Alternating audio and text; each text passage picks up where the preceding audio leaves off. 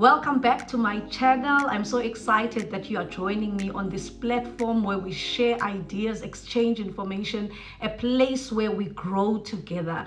Please make sure that you use that social media information. I am available on X at nono_cele. I am also on Instagram as well as TikTok, and the handle is at the great Nono Cele. I'm super excited about the year coming to an end. 2025 has been so hectic and busy, but in the midst of all of that chaos, there's a lot of lessons that I've learned from the year 2025.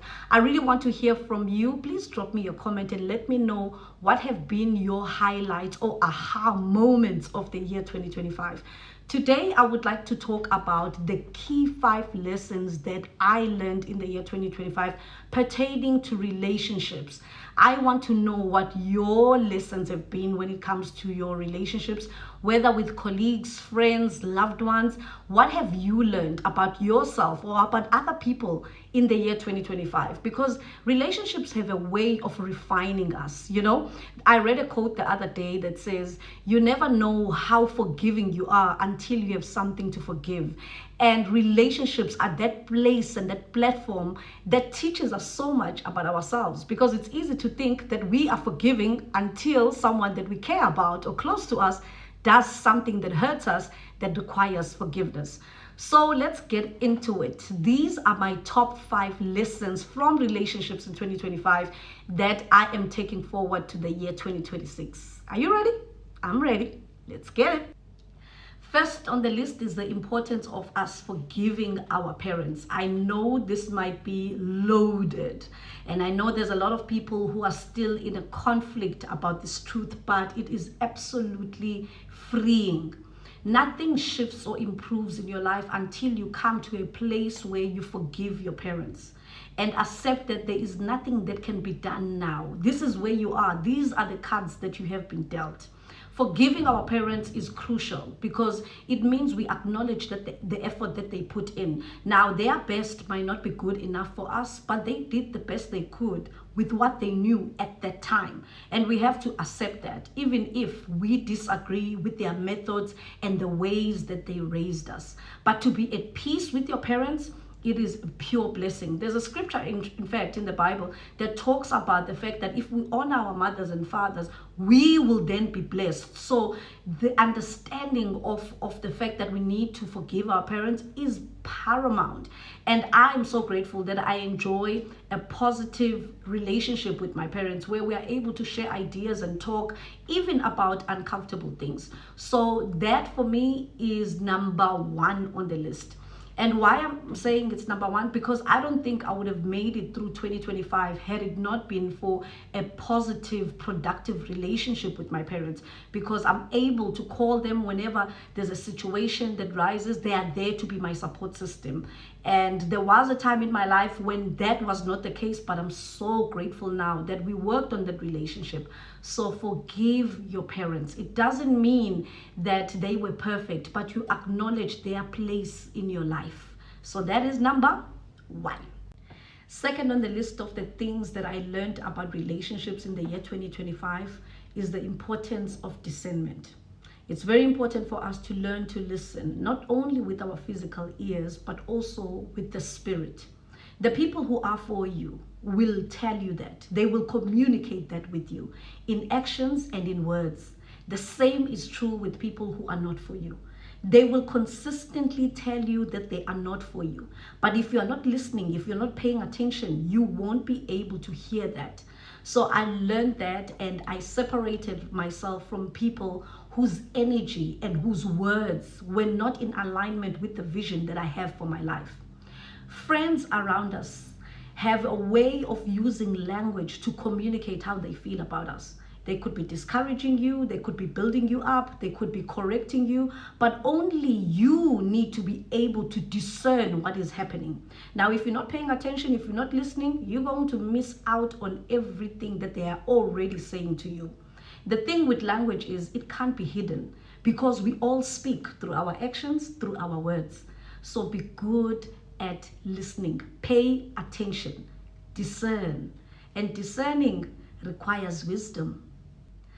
Third on the list is something that we should all be in the habit of doing. Pray for the relationships and the connections that you want in your life.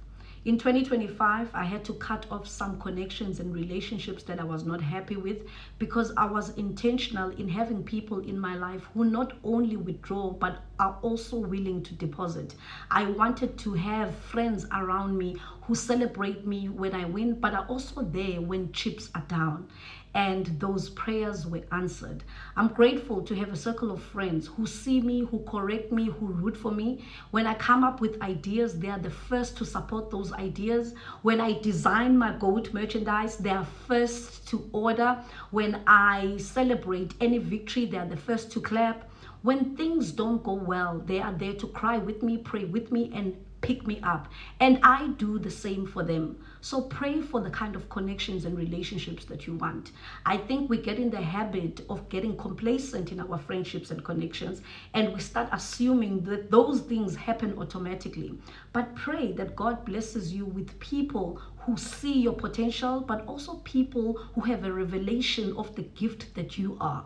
Because people aren't able to fully appreciate you for who you were created to be unless God has given them the revelation of your identity. So pray for your relationships, pray for your friendships, pray to be allocated or aligned with the people who see your worth and your value. This is something that we should be doing on a daily basis. Fourth on the list is something that I'm still learning but committed to mastering: developing the art of having difficult conversations. We don't grow, and our loved ones don't grow where we are not able to have difficult conversations. I know what most people will say: I'm not good at confrontation. I don't want to have this conversation. It's going to be awkward. It's going to be uncomfortable. But all those are the tools that we need in order for us to get closer. There can't be intimacy where there is no honesty. It's important for us to talk about the things that we are not happy about. How will other people get better if we don't bring those things to the table? How can we get better if we don't allow people who are close to us, people who love us, to make us aware of our blind spots? How can people who love you pray accurately for you if you are not able to create a platform where they can tell you honestly where you should be doing better? The art of having difficult conversations.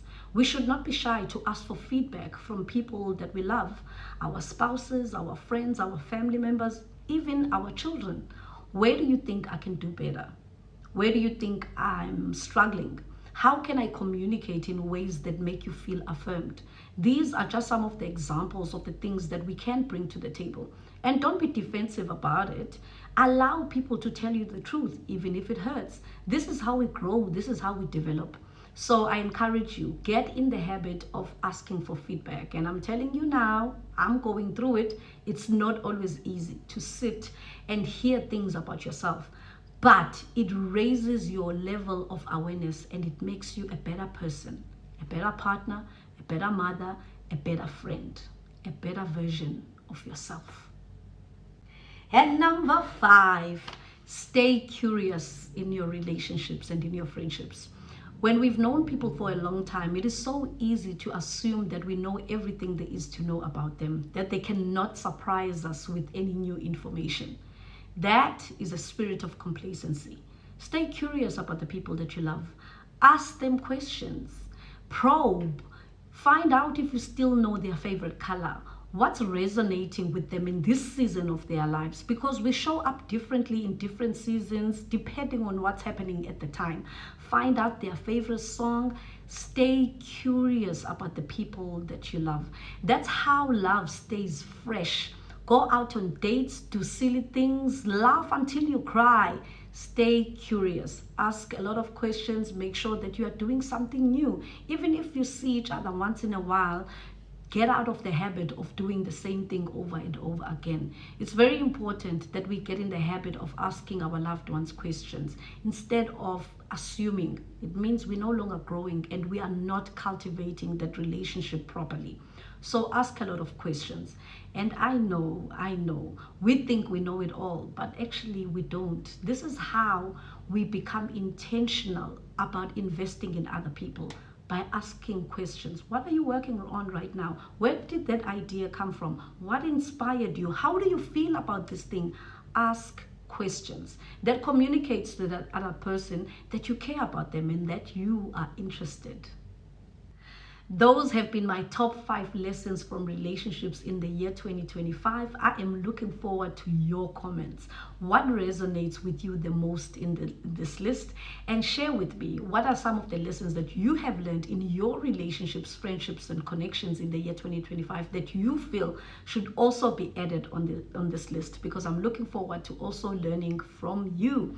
Remember, I am available on social media at the Great Nonocele Xaba. Let's continue to refine each other. Let's continue to support each other. I thank you very much for joining me on this platform. Do let me know if there are any burning topics that you would like for me to talk about.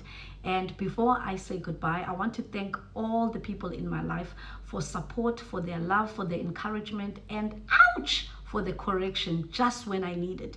Those are the kind of people that we really need in our lives. The people who love us and also who love us enough to correct us. Because how can we get better if we don't want correction?